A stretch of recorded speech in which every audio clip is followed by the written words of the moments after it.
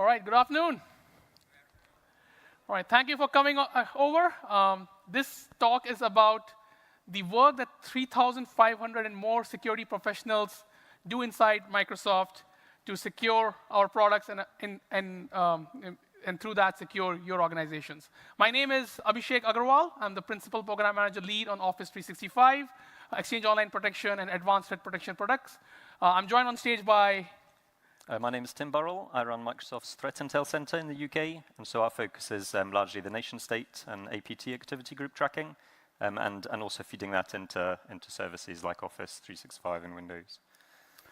And my name is Eric Wallstrom. I'm a program manager working on the Windows Defender team, the research side of the house. So we are the folks that build the machine learning models and the behavioral detections in products like Windows Defender ATP, as well as Smart Screen and some others.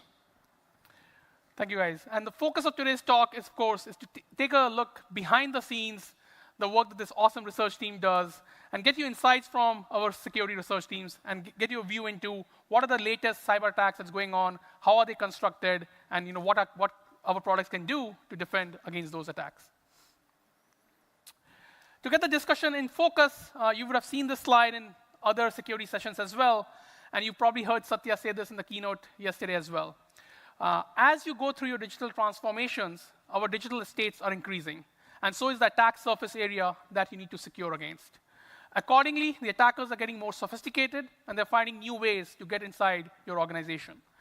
And the solutions and products of yesteryears are just too siloed and are not able to keep pace with the enhancements that's happening both with your digital transformation and how the attack landscape is evolving.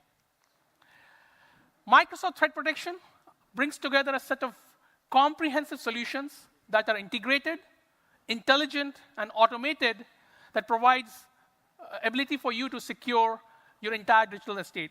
Be it identities with Azure Active Directory, be it endpoints with Windows Defender and Windows Defender Advanced Threat Protection, be it user data in Office 365 with Advanced Threat Protection, or be your cloud applications or your infrastructure running in Azure.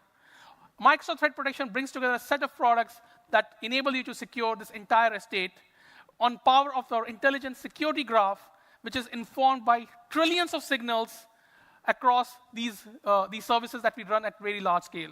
Be it the 400 billion emails that we scan in Office 365 every month, be it over 450 billion authentications that Azure Active Directory sees every month, or more than 500 million devices with Windows Defender ATP running on them that are generating so much signal data that we are able to then correlate across these estates, find the needle in the haystack, and be able to secure your organizations against these emerging attacks.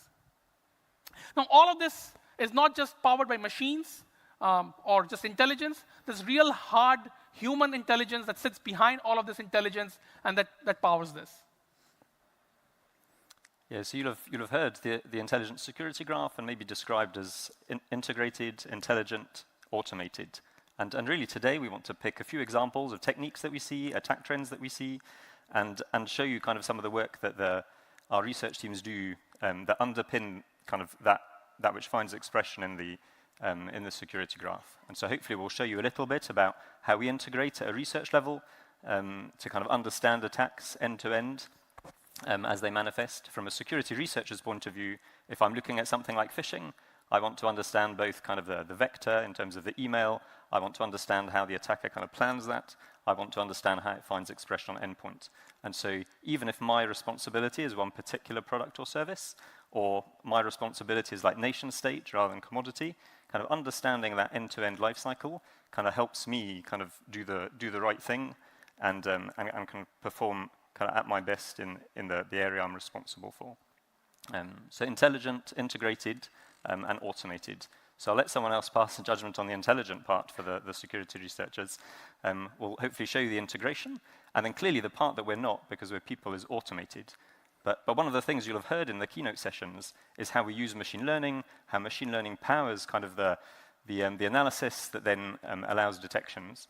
And so one of the other things that hopefully you'll get from this session is a little bit of an intuitive understanding of how the security researcher interplays with that automation. So the research feeds the automation, and we'll give you some examples of specific kind of attacks or techniques, the researcher's contribution, and then how that powers the ML All right, so let's kind of take a look into what is the evolution that's happening in the attack landscape across what we see in email to what we see on the devices. So let's first start with what we're seeing inside Office 365 when it comes to email. So the two graphs up here show the trend lines that we have seen since 2017 with respect to phishing. Since 2017, we have seen a dramatic uptick in phishing emails targeted towards Office 365. And accordingly, we have seen a dramatic uptick in the number of malicious URLs being used to deliver those as payload as part of those phishing emails. These links can come from newly formed domains, or these links could come from compromised sites, which are then subsequently used to host malicious websites. Now, these attacks are not only powered from commodity hackers or people after organized crime looking for some revenue, but increasingly, we are also seeing nation-state actors or advanced persistent attackers using these phishing techniques to get into the organization. This is a blog that Brad Smith, our chief legal officer, put out. And this is powered from the research that the threat intel team did at Microsoft. So these were the domains that were implicated with respect to an attack against political campaigns here in the US in the month of August. Thanks, Abhishek. So when we wanted to start talking about some of the threat landscape that we see on the Defender side, I thought I'd take a look back a little bit. Last year, I was at Ignite, came here, and we talked about ransomware, and I tried to scare you all into ensuring that you have good backups and that you were using good security protocols, a bunch of other things. And I thought I'd take a look and say, okay, we have thought that ransomware was going to be a problem. We built products like controlled folder access. We built some restore capability into OneDrive. How did we do? Did we get it right? Was ransomware the important threat that we thought it might be? We didn't do maybe as well as we thought. Now, this graph is a little bit misleading. We've actually removed some key families of ransomware from it for some technical reasons. Things like WannaCry, which are still a major, major problem, are not represented here. This represents the number of detections that we are seeing of various malware or various ransomware families. We removed things like WannaCry because there are a lot of machines out there that are still unpatched, that get rebuilt effectively daily and reinfected effectively daily, and so it really does skew the numbers a little bit. But the trend here is pretty clear. We are seeing fewer successful ransomware attacks, ransomware detections. That is not to say that the bad guys have stopped building ransomware. They clearly haven't. In fact, if you go out and you look at the number of families that we are detecting, new families that we are detecting, those are actually still on the rise. And we sort of interpret that to be the little guys out there are trying to jump on the bandwagon and build their own ransomware mechanisms and try to fund themselves that way. But overall, the trend is sort of positive. We are seeing less ransomware out there. Still a problem, still you need backups, still you need to run good security software, but there is some good news, I think, to report. So the question might be if ransomware is down. We've been telling you that the number of attacks are up, that the number of bad guys are up, that malware is still a problem. So what is replacing it? And this is one interpretation. Axes are a little bit different here, but these are the number of detection of various forms of coin miners, Bitcoin being the number one, but there is a whole variety of coin miners out there. We are both getting better at detecting them, but more importantly, the bad guys are trying to monetize via coin mining. These coin miners come in a variety of different flavors. We see them as sort of traditional malware. We see them coming down with various exploit kits. We also see them on web pages. Web pages are actually a fairly large vector for coin miners. It's a reasonable question to ask how effective are these things if I build a JavaScript-based Monero miner. Is that actually going to be very effective in terms of monetizing? I think the jury is out on that one.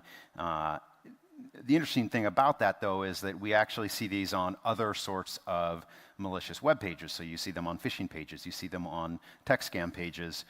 They've injected a coin miner, which has the sort of double property of direct monetization, but it also has an ability of screwing up your machine a little bit, slowing it down. And if you were susceptible to a tech scam, you may actually think you have a problem because your machine got slow really quickly. So we've done a little bit of work, tried to figure out, okay, why are we seeing this trend? And this chart does a pretty good job, I think, of maybe explaining why we're seeing this shift from ransomware to coin miners.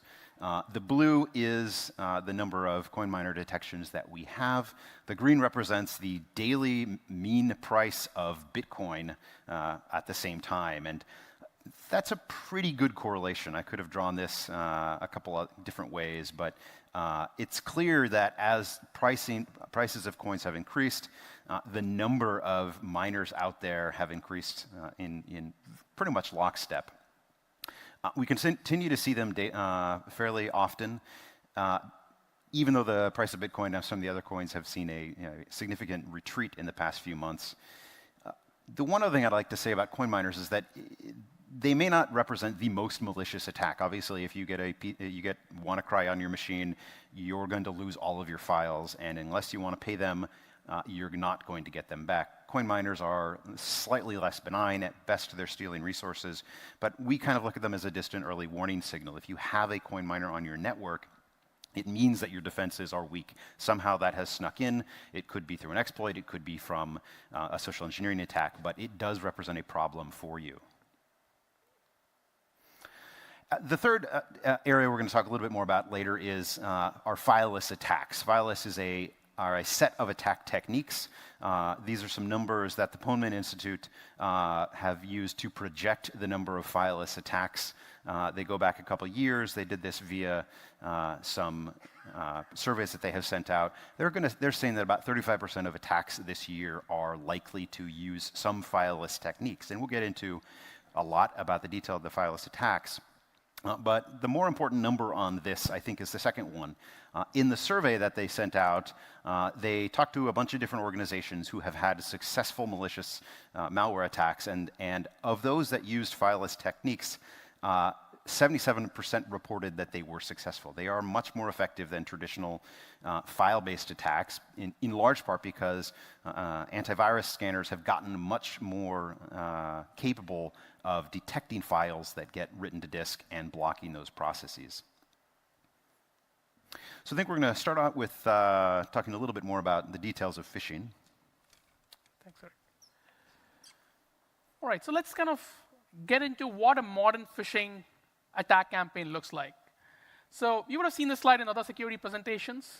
Every attack has these phases. There is a recon phase. The attacker is trying to understand what your organization is. Then they construct an attack. They will deliver the attack. They will exploit the payload. Once they're inside your organization, they'll lateral around, develop some persistence, and then exfiltrate. For the focus of this talk, we'll focus on two vectors: the credential harvesting vector. How does an attacker get into a credential in your organization? And a business email compromise vector. So recon. So what does the attacker do? Before they attack you, they're doing some analysis to understand who the organization is so that they can understand what your weak spots are and find the weakest link to get into your organization. When it comes to phishing, these are the typical vectors they will do to recon. They will do some sort of email harvesting. So they will do some directory harvesting. There are various ways you can do it. There's lots of data that's available in public social media sites. You might have a marketing website for your company where you would have published this piece of information. Your DNS, there's lots of information that can be leaked or gleaned from your DNS information, like where does your MX point to? What kind of other SaaS apps are you using? So basically what the attacker is trying to do is understand your organization, what kind of applications you're using, and from that, essentially gain insight into how to construct an attack to get inside the organization. The second phase is, of course, to construct the attack and then deliver the payload into the organization. Now, when it comes to credential harvesting, there are a couple of non-email vectors the attacker can choose. The most common one is password spray, where they essentially take a set of well-known passwords and try to use a protocol like SMTP or some other protocol to see if they can, if there's somebody in your organization with that common password. The other technique that they can use is using a leaked credential. So a lot of time, your employees might share their username and password that they use for their corporate email with maybe another personal account that they have. So maybe their personal account gets compromised, or there's some other data breach for some other service, and that data is out in the wild, which then the attacker can use to then harvest and try that against your organization. But when it comes to phishing, these are the techniques they will use. They will probably take a domain and spoof it, or they'll take a very popular brand, like in this case, Microsoft 365 itself, and try to construct an email which has a malicious link in it, or maybe a malicious attachment with a malicious link in it, and try to deliver that inside your organization. They're not limited to Microsoft. They can use DocuSign. We've seen Dropbox. We've seen Netflix. A whole bunch of brands gets abused. This is the so as I mentioned, not only your organized crime or your small hackers interested in it, even organized just nation-state actors or advanced persistent actors are now using these techniques to get into organization. These are the domains that were implicated with respect to political campaign hacking in the month of August that our threat intel team discovered. So once you click on these links, it takes you to fake phishing sites, which typically host a login page. So they will host login pages for most of the popular SaaS service. Of course, you'll see pages that host Azure Active Directory pages or Office 365 login pages. So once the user clicks on those links, they get their credentials, away to the hacker, and away they go. When it comes to business email compromise, this is a slightly different attack vector. Over here, the attacker will be more targeted. So they will not try to do a spray against a whole bunch of users in your organization, but they will do their reconnaissance to understand your organization structure, understand who the finance person is, understand who the CFO, CEO is, and then try to create an attack that might be a spoof of your own organization or a spoof of a partner organization, and then try to lateral using that partner organization inside your organization. Here's an example of a business email compromise mail we saw inside Microsoft. Somebody was impersonating our CEO, asking a finance person about a wire transfer. The key thing to note over here is there is no payload. There's no malicious link. There's no attachment. So there's no content that you can actually detonate or scan to say this is bad. So this is very low in text, probably coming from a good infrastructure and then being used to send mail inside. The other characteristic you'll see is it has a very small amount of text, typically asking for an urgent piece of information. It could be W-2. You've seen people asking for SSNs. We've seen people asking for financial data. Now, all the recipient has to do is they might be busy. They might be running around. They might check this piece of email on their phone while at the gym. And they might respond back with a sense of urgency and give away their financial information. So that then leads to a compromise for your organization. So to protect against these both kinds of variations, Office 365 over the last 12 months has added a ton of capabilities to be able to detect them very quickly and early in the stack. We have really enhanced our spoofing detection with new implicit anomaly detection for spoof domains. We have added capability for user impersonation, domain impersonation, and brand impersonation detection inside Office 365. And we've added a ton of capability inside our ATP detonation chambers to detect these malicious links, to detect these phishing links, and also detect attachments. And we'll have Tim talk through the capabilities inside the detonation chamber to detect phishing in this context. Thank you. So I'd like to spend a little bit of time talking about detecting phishing, how we've seen attackers then to try and avoid that, how we've responded, and the key part that machine learning combined with researcher insight has kind of played in that story. So if you think about how a detonation chamber might work in the malware scenario, where you've got kind of a malicious executable that kind of runs in the detonation chamber, right? So the scenario is maybe there's a macro that kind of in a document that comes through email. It executes some code or downloads some code and runs it inside this virtual environment, the detonation chamber itself. Then there's going to be a whole bunch of instrumentation that we can record, things like the files drop to disk, anything that gets written to the registry, outbound network connections, and all that kind of thing will feed the final verdict that actually this detonation corresponds to kind of a malicious one. And that's broadly kind of how you might summarize the malware scenario. If you now think about what Abhishek just described with a PDF that comes through, and it's just kind of encouraging you to go and click on some link somewhere on the internet and type in your credentials, in the detonation chamber, you're not really by default going to get any kind of malicious behavior of the kind I just described for malware. And so how might you go about detecting kind of phishing? And that's what we're going to spend just a few minutes looking at. So one of the approaches that attackers take to kind of lure you into clicking on the link is mimicking kind of popular brands. And they'll pick top brands because that maximizes the likelihood that you recognize the brand and click on the phish mail. So there's a bunch of third parties that that will get targeted in this way or used in this way, as Abhishek mentioned, kind of our own brands themselves. And then you'll get ultimately directed to a site, and it may be that you notice that the URL, in this case, somewhere in Brazil, is kind of not really the traditional Microsoft URI that you might expect. But even there, attackers will kind of be as smart as they can in terms of picking domains that hopefully will kind of closely align with what you might expect. So maybe they would choose myoffice.com instead of office.com.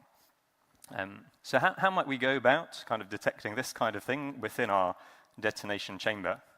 And one approach is where we can look at kind of all these pictures, either directly in the document, or if the document contains links, by browsing to the link and kind of looking at what that web page looks like in an automated way.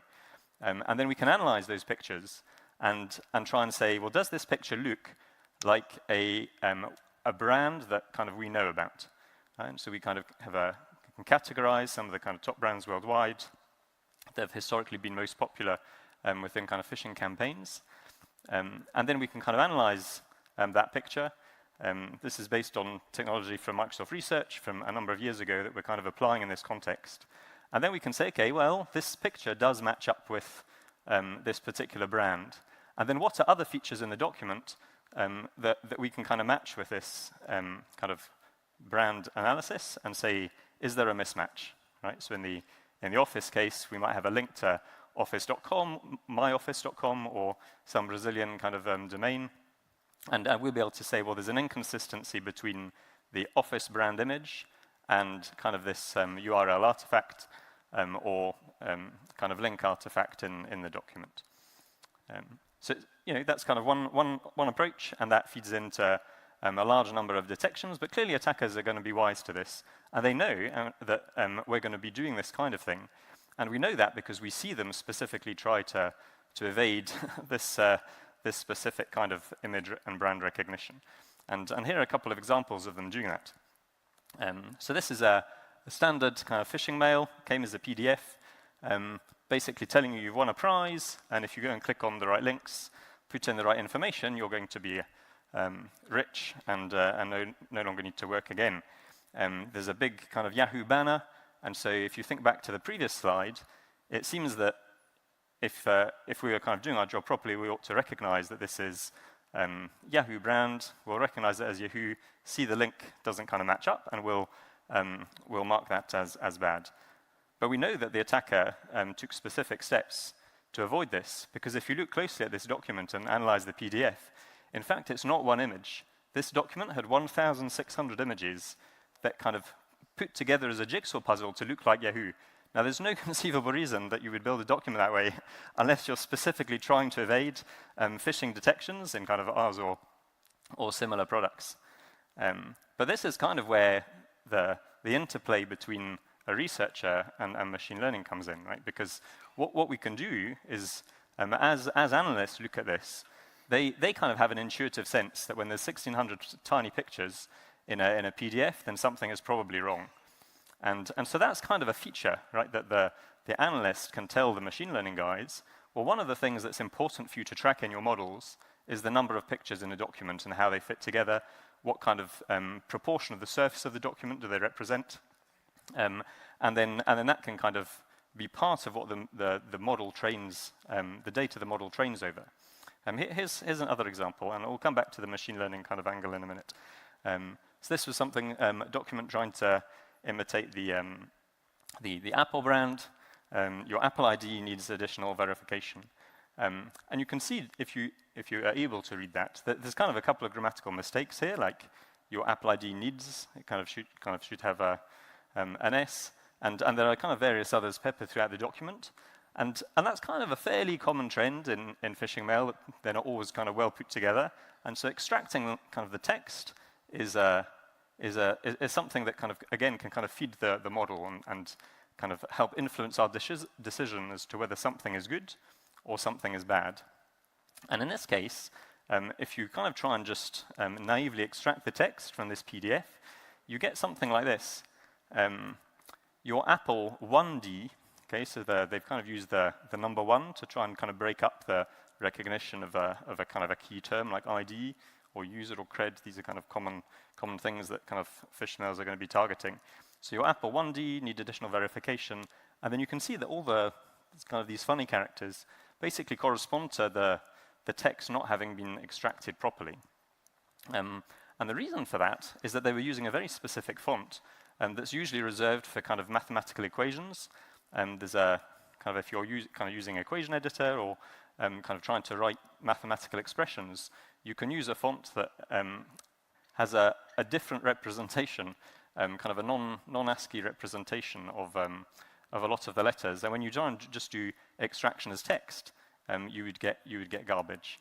So again, this is an example of an attacker knowing that the kind of the text is interesting and trying to do things with substituting letters, kind of look similar to other characters, like the kind of the I or 1, or using fonts that are going to try and kind of break automated processing.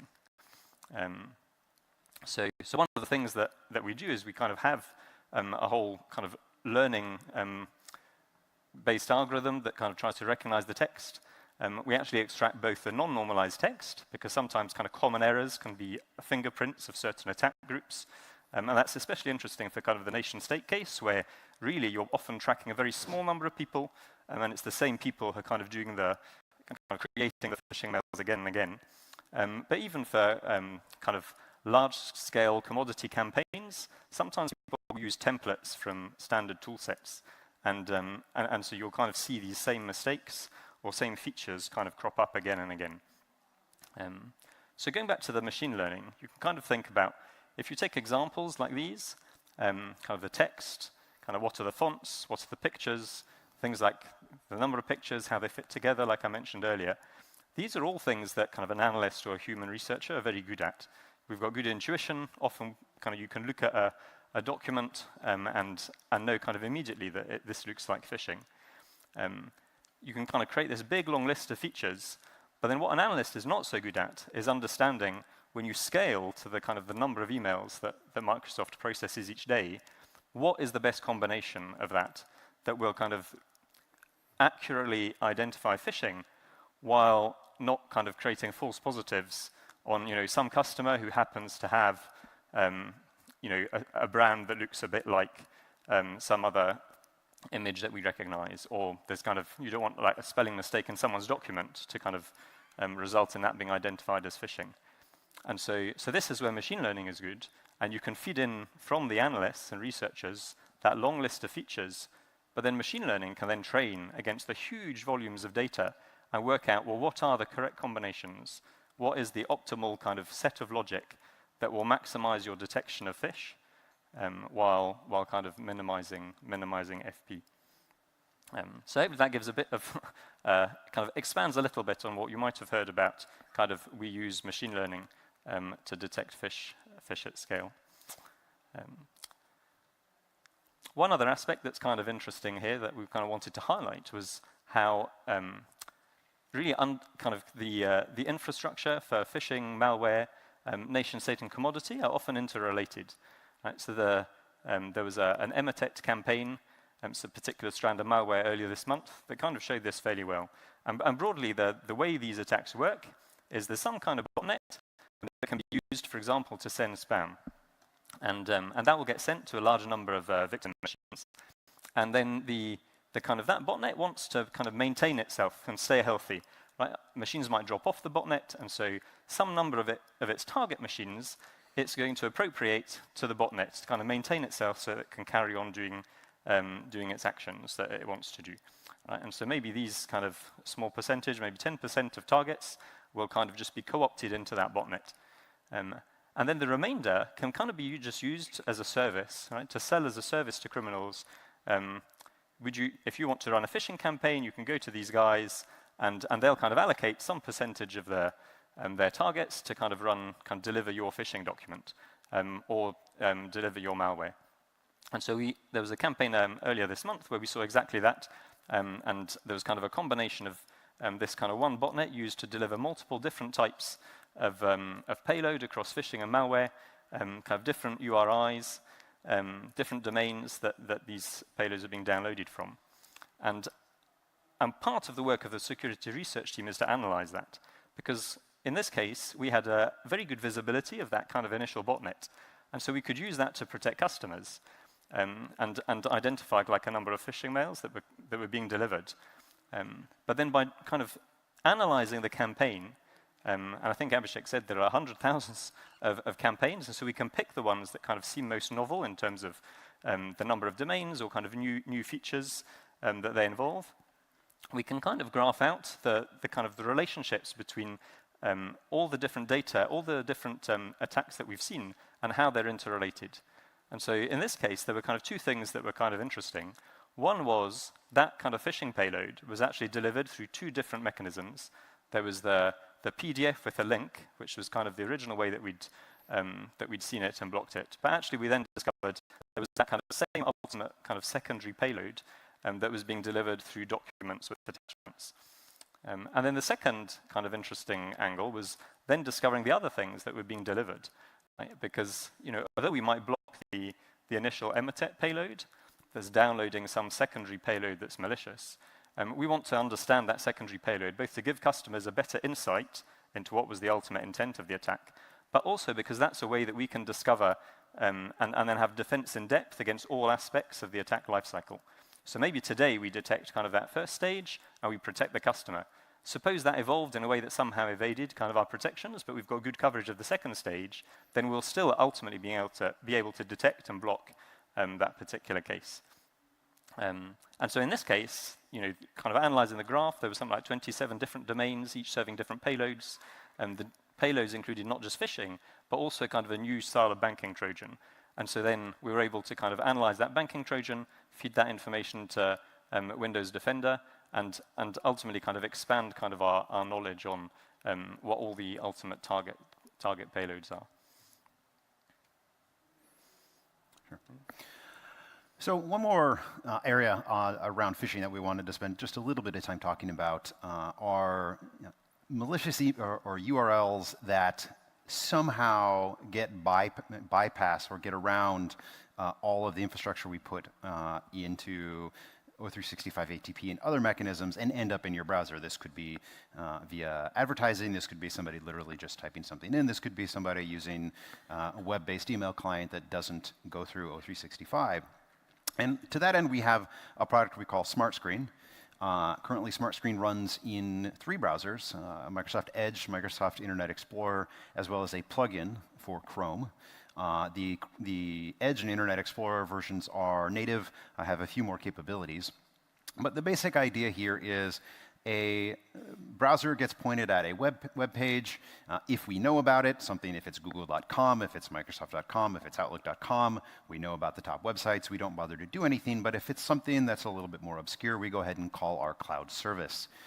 The cloud service then comes back with a response saying, I know this is clean, or rather I should say, I don't know that this is malicious, or I do know that it is phish, or I know that it is malware, and you should take some precautions in opening that page. And I want to talk more about how this system works in the back end. So on a sampled basis, on an occasional basis, when we come across a new URL, we will send that into our telemetry collection mechanism. That data then is aggregated, and we look at it via a number of automated machine learning models and try to determine whether or not we can authoritatively say, this violates our policy for phishing, this violates our malware policy, and if it does, we'll go ahead and update our URL reputation service. Occasionally, though, it's indeterminate. Our models are not perfect. We get an answer of, I don't know, and in which case we will send that to some human graders whose job it is to look at these particular pages and, again, determine whether or not they fall within our policy. If they do, if it falls out of policy, again, we'll write it to our reputation service. And finally, there's some other places that we get data. We get it from the O365 folks via the Intel Security Graph. We also get it from some third-party providers. The reason I wanted to talk about this is that a lot of the techniques that have been pioneered on the O365 side, which are done offline, a lot of the image recognition and computer vision techniques, we are looking at ways that we can apply this on the client and in real time. Now, obviously, in an offline detonation chamber, you have a bit more time to do OCR and other computer vision techniques, but we think we can do some of these sorts of things without interrupting the browser flow, without having a negative impact on the user, but do them in the client. And so that's something we're investigating on our research team, and we're pretty optimistic about. So moving on, we wanted to talk, again, a little bit about coin mining. And the way that we thought we would do that is to talk a little bit about an outbreak that we saw a few months ago. This was in March. This was a Doughfoil campaign, and for those of you who spend all your time reading about particular malware blogs, you may recognize the term Doughfoil. It's got some other names, smoke loader. This is a family of malware that uses a variety of techniques to run on your machine and download various payloads and then execute those payloads. And in this case, the payload was a coin miner. So the Doughfoil attack plan is sort of interesting. It starts with what you might call a supply chain attack. There is a product out there, something called MediaGet. It's a common BitTorrent client. It's the sort of thing that you may or may not want to have on your corporate networks. We classify this as something we call PUA, potentially unwanted applications. BitTorrent clients are not malicious in and of themselves, but they're not the sort of thing you necessarily need to have running within your enterprise. The MediaGet company, the company that produces it, was effectively owned by an attacker. And basically, the victim downloaded a clean version of the MediaGet client, and so did the attacker. The attacker had access to the MediaGet's distribution channel, and they produced an instance of the MediaGet client that was poisoned. It had a poisoned updater. So normally MediaGet, when you run it, occasionally it says, oh, time to see if there's a new version. And it goes ahead and downloads it. In this case, the updater itself was poisoned, and it had a Trojan in it to go ahead and download a version of a coin miner. So the clean version runs, it downloads the malicious version runs, and it goes and it tries to pull down the coin miner. Internally, the framework has a bunch of different features, one of which is that it attempts to persist on the victim's box using a few different mechanisms, and it was one of these mechanisms that we actually detected on the antivirus side. Like a number of these attacks of recently, they have a geographic region which are much more greatly impacted than others, and in this case it was Russia, Ukraine, and Turkey. I think it was something like 80% or so were in those regions. So talking a little bit about the timeline, in early or mid-February, this is when the supply chain attack occurred and the ability to actually manipulate the MediaGet software occurred. Detection didn't happen for until quite a bit later. The outbreak actually occurred over about 2 weeks later, between March 1st and the 6th, and it went on for a little while after that. But it was a persistence mechanism that we sort of first flagged as a potentially malicious behavior, and that was one of the signals that we used to determine whether or not to block it. We did the work of blocking the outbreak, and eventually we did a lot more. The research teams did a lot more work to do attribution, and that tends to be the model here: block first, ask questions, do attribution later if we can. I want to talk a little bit about how we do detections in Windows Defender Advanced Threat Protection. Most of our work right now, or most of our detections these days, are coming from either behavioral or machine-learned blocking mechanisms. And the ML models that we use to block occur at all different levels in the stack, and as a result, they also have different sort of latencies associated with them. The first one is what you might think of as client-based ML models. On the box, on the endpoint, we have machine learning models that go and run against malware at startup or when files are written to disk and try to understand what they are doing. They're looking for particular patterns or behaviors. If you can do the detection on the box without using any other resources, it is the fastest. And so we put a lot of work into our client detections because it does make things happen. They do give you the fastest detection, and it's the least impact on the customer. But occasionally we can't do that. Occasionally we get what we call lo-fis, or sort of hints that this file is unusual in some way, and we don't know what is going on with it. And rather than just let the file execute, we call our cloud metadata service. The cloud metadata service is part of Defender. When we get a file that's questionable, we look at a bunch of the metadata. We look at things like the size, the dates, the versions, the signers, the linkers, the compilers, all the sort of metadata that comes down in a traditional binary. Send it to the cloud, let it sort of crunch on it using some ML and cloud rules, and get an indication of whether or not that we should let the file run. And this happens in milliseconds. It's a lightweight cloud call. We don't get a sample, it's only the metadata, and as a result, we can do this in milliseconds. And usually, people don't actually recognize that there has been anything like this going on behind the scenes. They're not impacted. Occasionally, though, we need to do more. Either the cloud service comes back and says, I've never seen this before. Give me a sample. And if you have sample submission turned on, we will take a version of that file, send it up to the cloud for deeper analysis. That, unfortunately, doesn't take milliseconds. It takes on the order of seconds. Going farther down the pipeline are detonation-based models. These are where we use the same detonation chamber capabilities that we talked about before.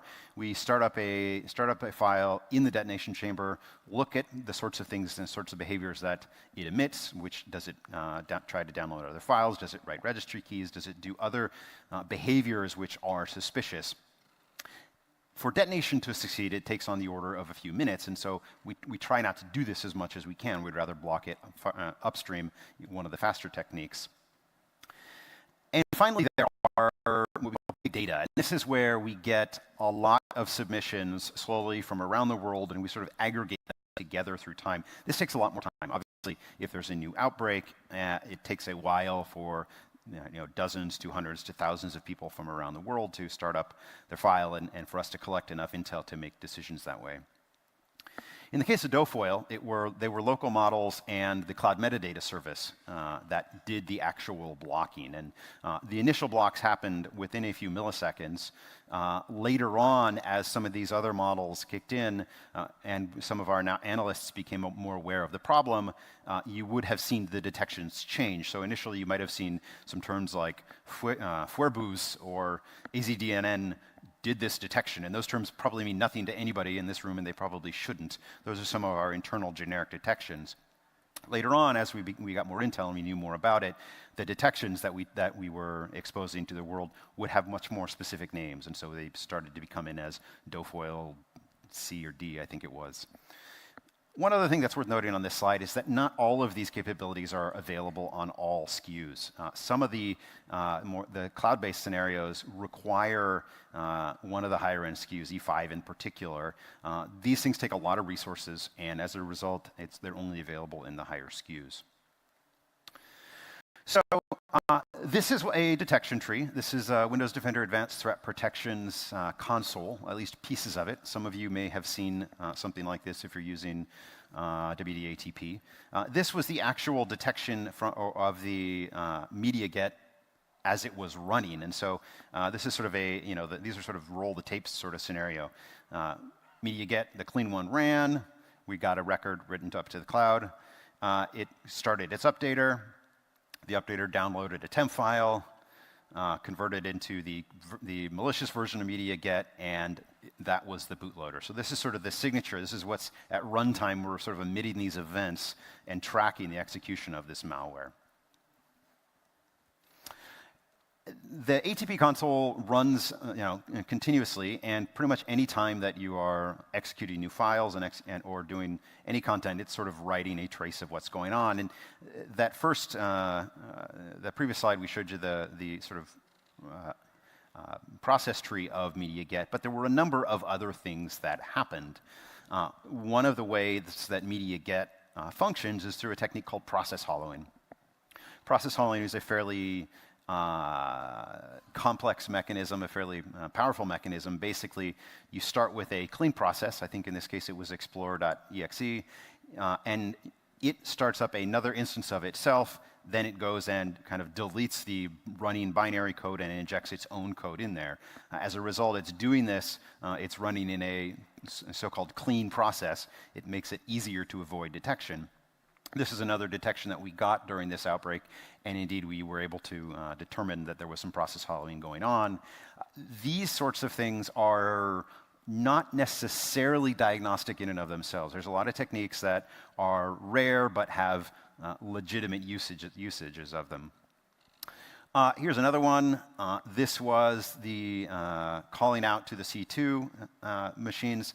We saw that a process that was normally clean was calling out to some obscure websites or some obscure IPs and ports. Again, this is another detection that we found. And finally, this is the digital currency mining literals have been observed. So this is when the actual coin miner got active and would run. If it had run, you would have seen a detection like this as well.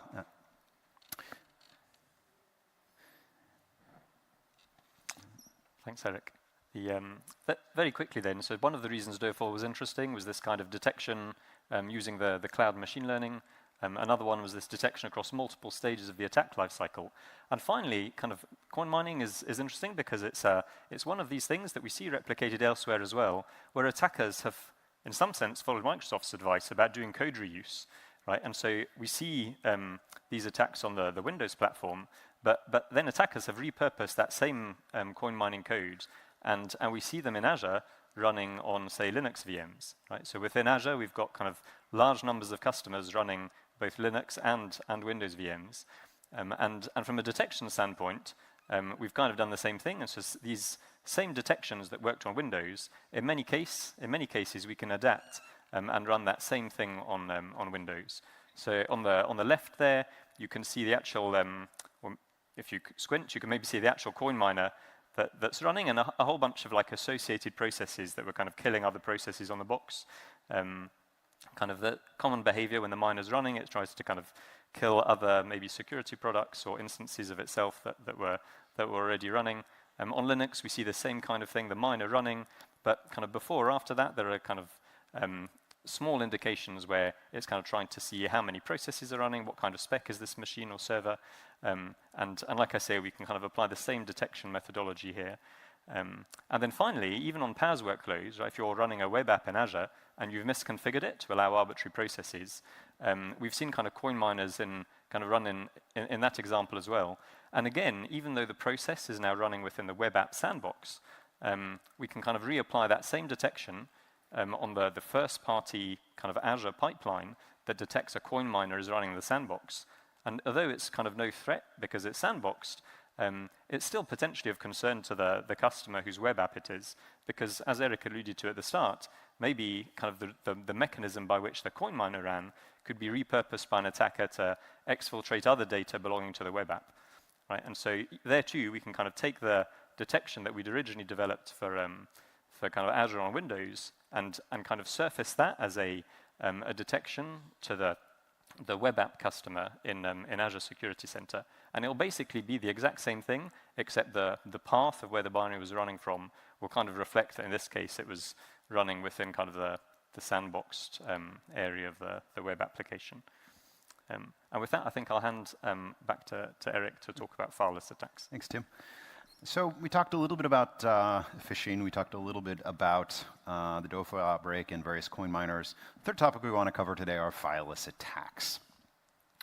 And it's a reasonable question, why do we care about fileless? Or more importantly, why would an attacker choose a fileless mechanism to try to attack your machine? Whatever their goal, there's a lot of different mechanisms that can be employed.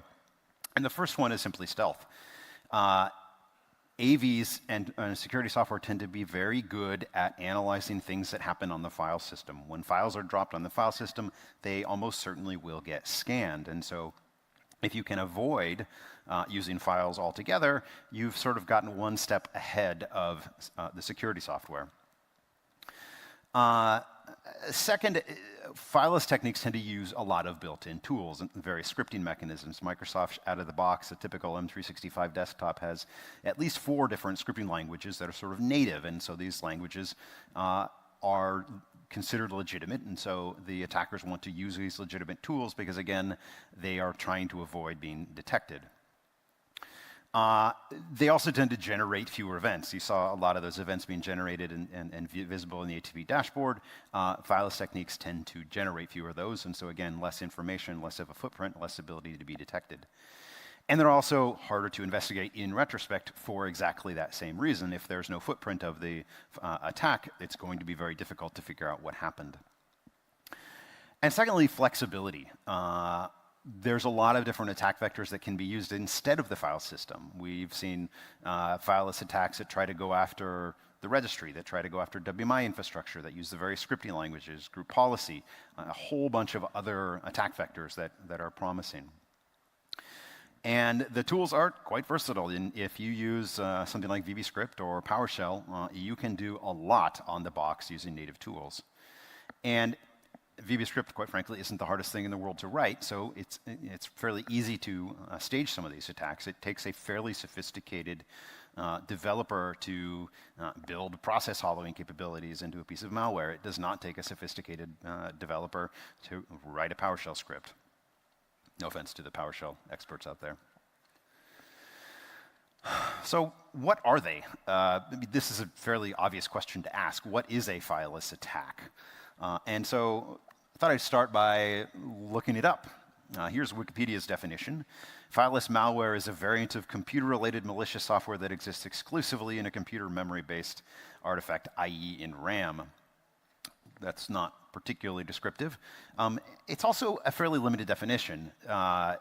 Yes, it may be the case that at runtime these things only exist in RAM, only exist in memory, but a successful attack wants to do more than just run, typically. It wants at least some persistence mechanism.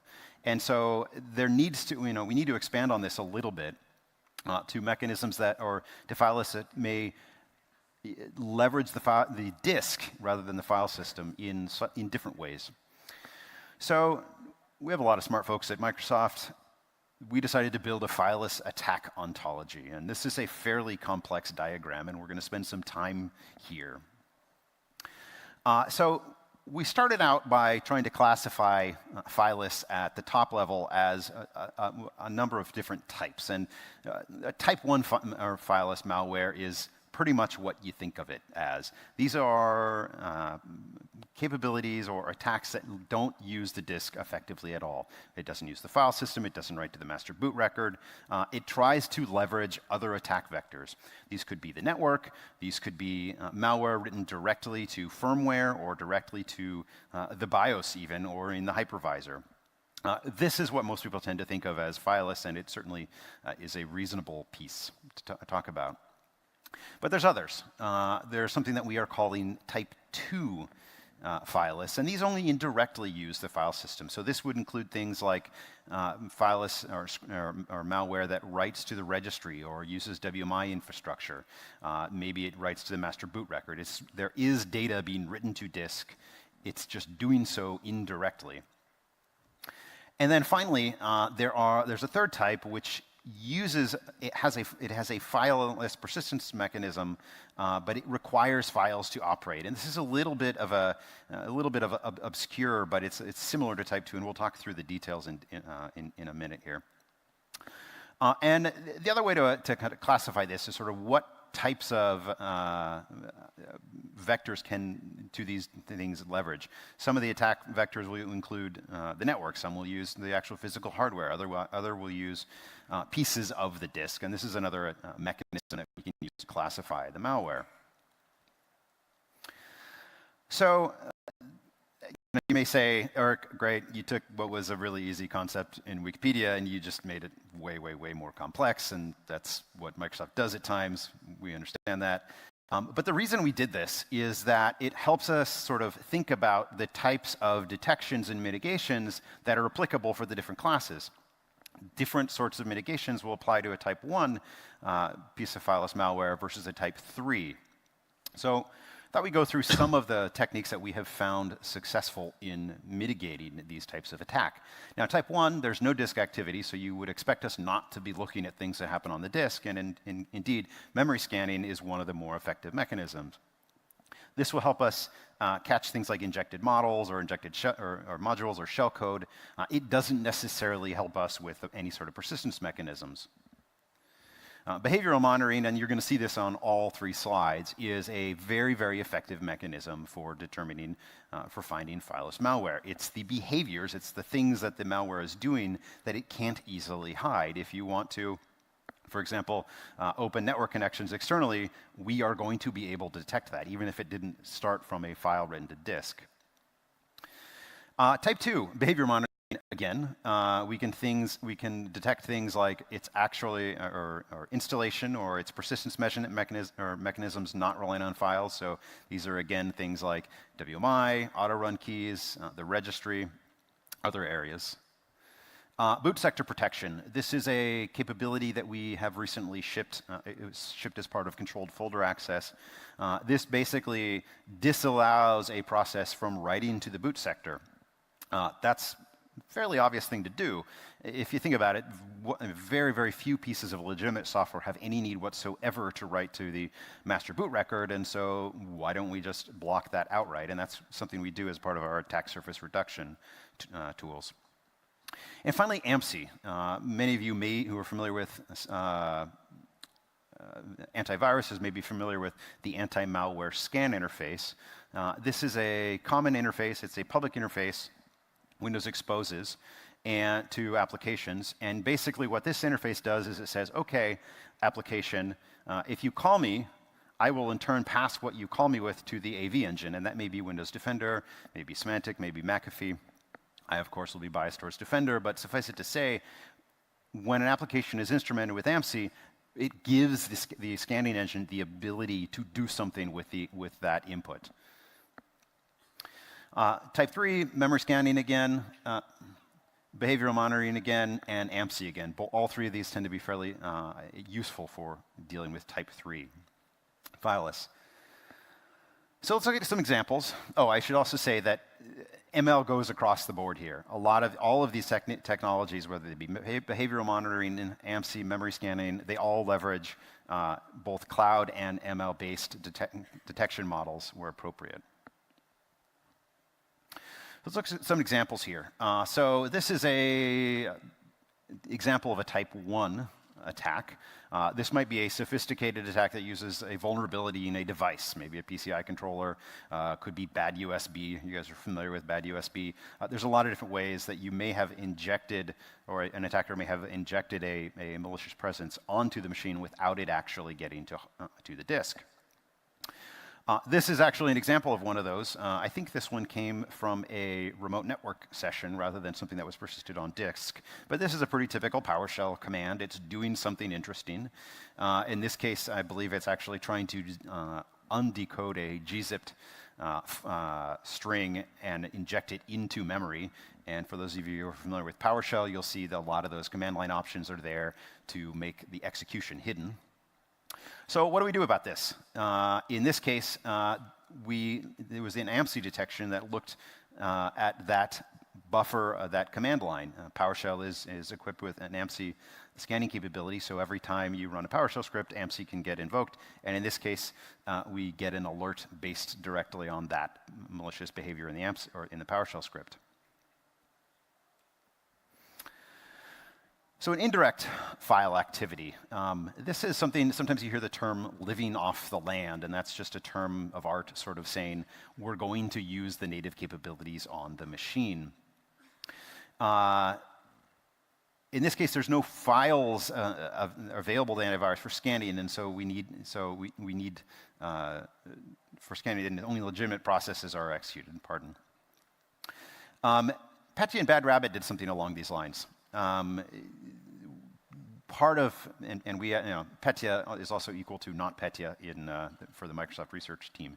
NotPetya, as part of its attack, wrote to the master file table. There's been a big debate in the industry, was Petya actually ransomware, or was it really just a piece of malware designed to destroy its host? And it's probably the latter. The final stage of the attack was to actually write to the master file table, and when the machine rebooted, it would go ahead and destroy the rest of the disk. So it sort of doubly encrypted you.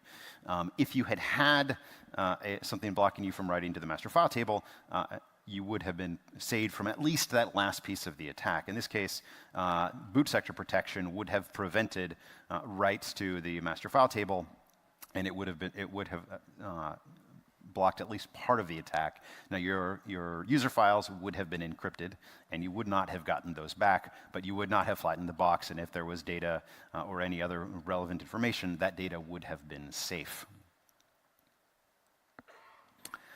And finally, the third case is our files required to operate. And as I said, this is a little bit more obscure. The example that we're talking about here is a variant of Kofter. Kofter is a common malware family. It's been around for a number of years. Last year, I think it was, some folks detected a new variant of Kofter. And it did something interesting. It registered a handler in the registry. You can think of this as something like registering a file extension, and it made it auto-run. And so for Kofter to actually execute, it needed to drop a file on the file system with a known file extension. The file itself was totally benign. It didn't do anything. It was garbage. But it was the existence of this file on the file system that initiated the attack.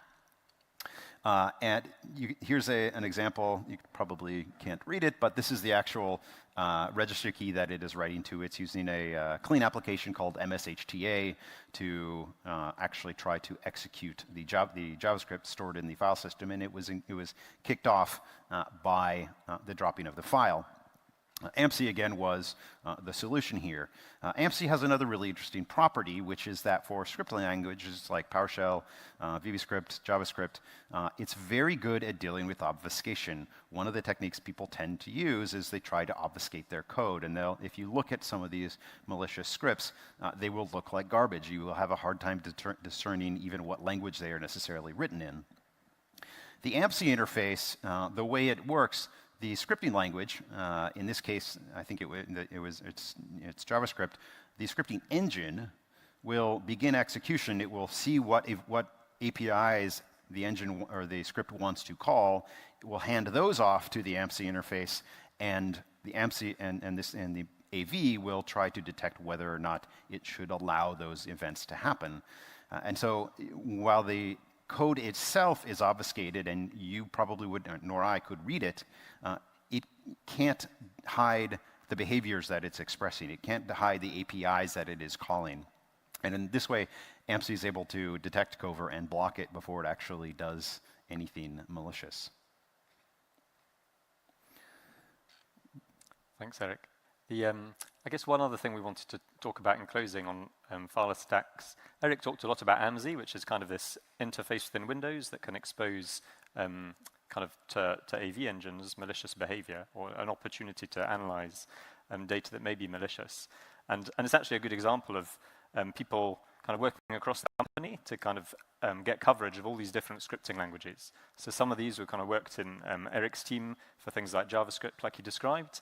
Some were worked within Mystic and Office. For example, if you think about the malicious macro kind of scenario, that you kind of receive a malicious document that's got this macro that's going to do bad things to you, that's using VBA. And so that work was originally done within kind of the Office and Mystic team, but then we kind of worked with Windows to expose all this behavioral monitoring that we put in place through AMSI. And that allows kind of then the whole rest of the company to access kind of that behavioral information, all those features that can feed into their models. And then if you've been to or are going to the session about Azure Security Center and Windows Defender ATP integration, then you'll know that currently in preview we have the ability for Windows Azure VMs to actually run Windows Defender ATP. And so all these things that you saw kind of within the fileless and coin mining section, many of these detections will then surface on your kind of Azure Windows VMs as well. And so that's kind of how all this fileless detection is kind of permeating across products. And one final bit here, this is currently in preview, is kind of a memory scanning approach. And so if you think about many of the techniques, we kind of described the attacker running something and doing something bad, and we kind of somehow detect it at that point and create an alert or a detection. But you could also kind of start from the end, as it were. And if you've got a good understanding of what ultimate attacker intents are and what they're going to be able, or what they're going to want to do, you could kind of look for that. And this is kind of what the approach that's been taken here is let's look for known kind of corruptions, modifications, anomalies in memory on a schedule, right? So from time to time, and there are kind of constraints to make sure we don't impact performance. But within an Azure VM, for now it's a Windows Azure VM, then we can kind of scan memory on a schedule and look for kind of oddities within, for example, processes like SVC host or LSAS that are kind of highly critical to the system, and favorite targets for process hollowing that Eric talked about. We can look for anomalies within that and see, is there either evidence of an active attack or a residual artifact of an attack, right? So there are certain techniques, like when you run exploits, that can kind of leave behind a trace of something kind of a bit weird in memory. And so the fileless attack detection in Azure Security Center is really that, running kind of memory scans on a schedule at times when kind of machine resources are low, to kind of work the problem backwards, as it were, and detect what will typically be fileless attacks through residual patterns in memory.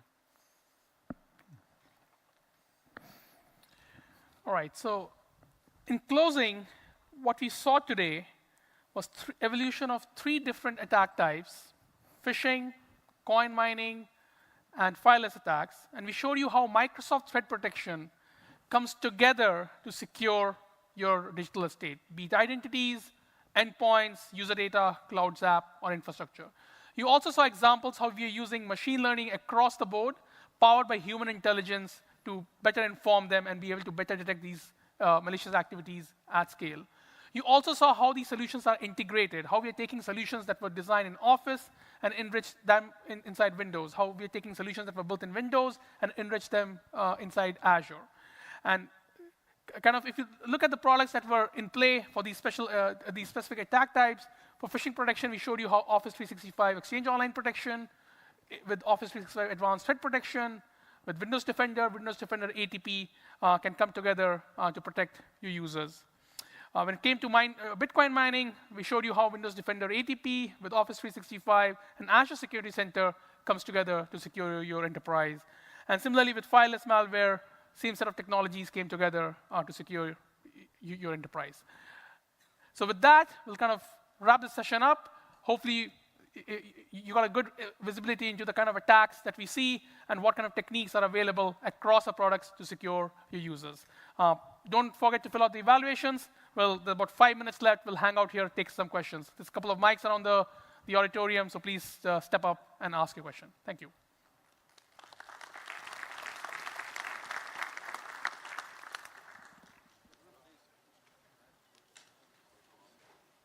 I got a quick question for you.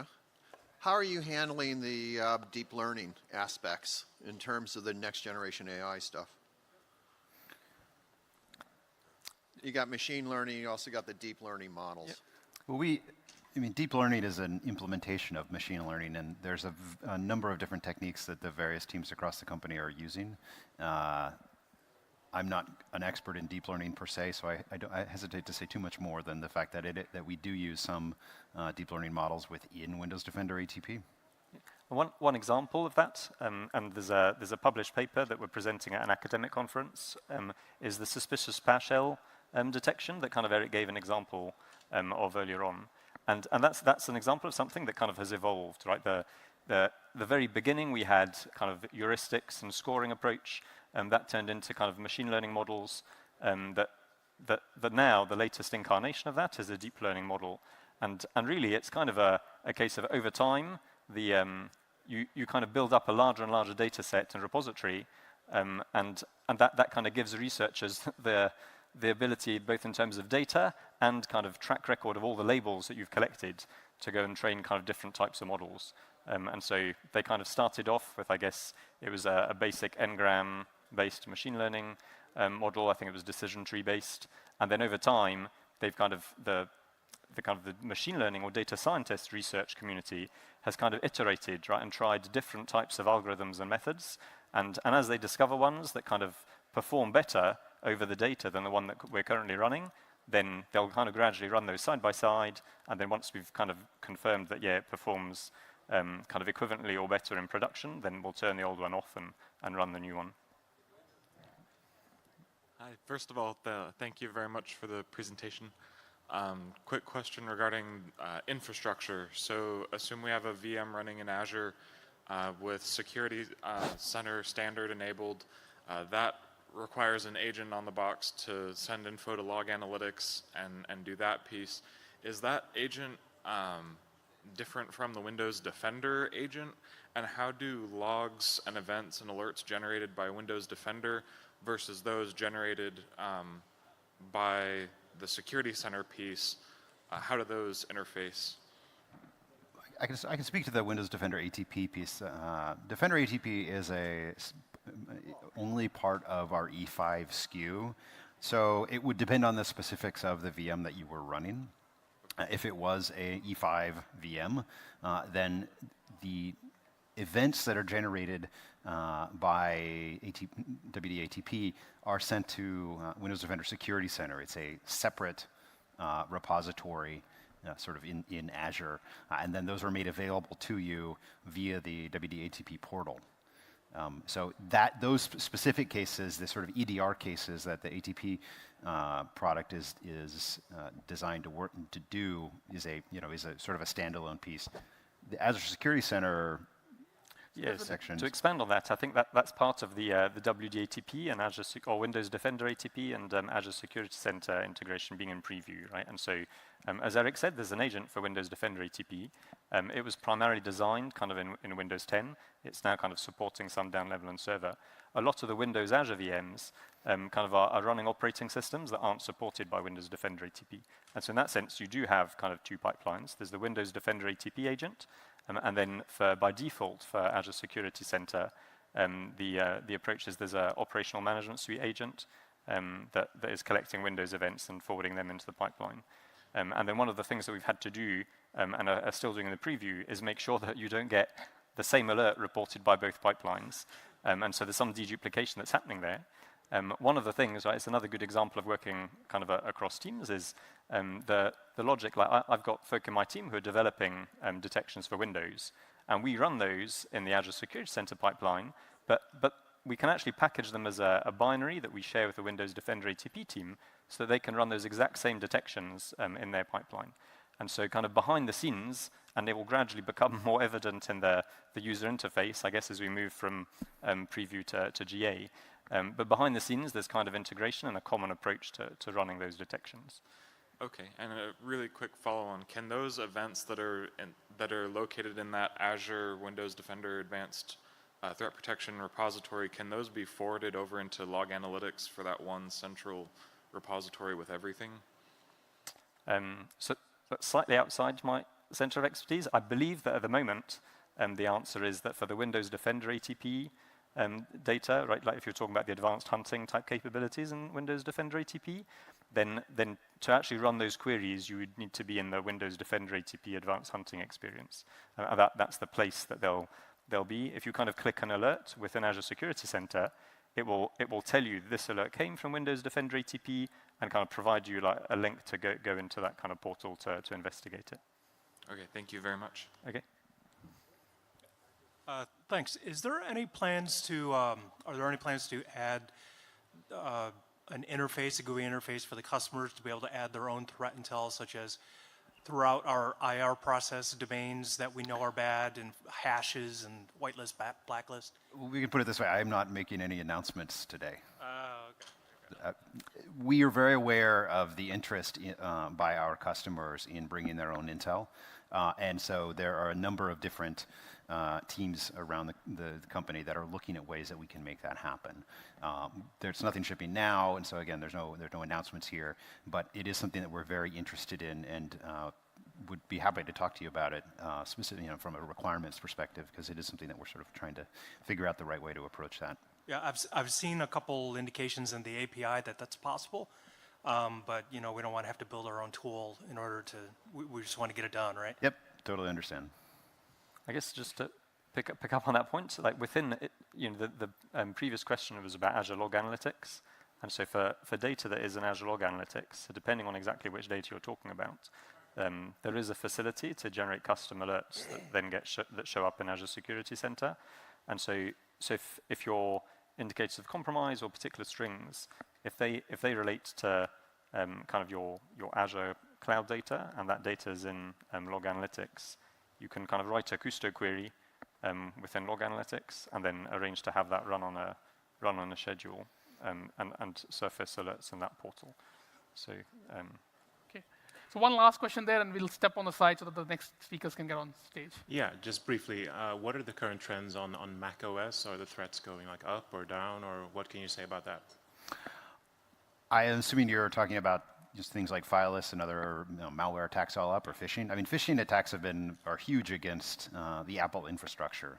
They're a big target, and we see a lot of intel on that. On the AV side, it's something we're interested in looking at, but we've been partnering with some companies on the AV side for macOS. We tend to think a lot of the same techniques, especially some of the Fileless techniques that tend to use native capabilities in the platform, are going to be continuing to grow on Apple. But I don't have, it's not an area we spend a tremendous amount of time focused on in the short term. Yeah. Thanks. All right, thank you all. Please fill out the evaluations. If there are any further questions, we'll hang out on the side for a few more minutes. Thank you. Thanks. Thank you.